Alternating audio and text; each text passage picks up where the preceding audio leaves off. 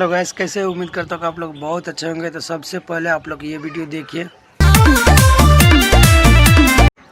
Hello guys, video देख के कैसा लगा? अगर वीडियो अच्छा लगा तो प्लीज़ इस वीडियो को जास्ती से जास्ती शेयर कर दीजिए। और मैं आप लोग को बता दूं कि खेसारी लाल इस महीने में कम से कम बहुत से बहुत 30-40 गाना ला चुका है, जो एक से बढ़ के एक धमाल है। और इस गाना में भी लगता है यूट्यूब पे धमाल मचा देगा। जो ट्रेलर रिलीज हो गया है, बहुत जल्द आप लोग के बीच गाना भी सुनने के लिए मिलेगा और देखने के लिए भी।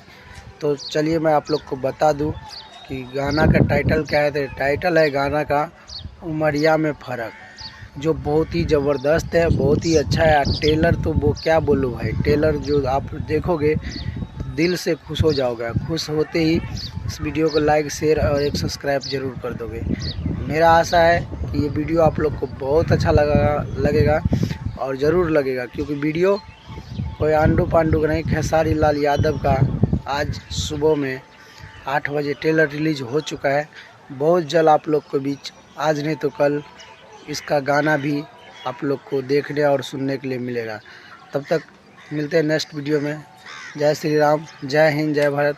और साथ ही हमारे बलार दबंग चैनल को सब्सक्राइब कर दीजिएगा और अपने तमाम दोस्तों में शेयर कर दीजिएगा। जय हिंद।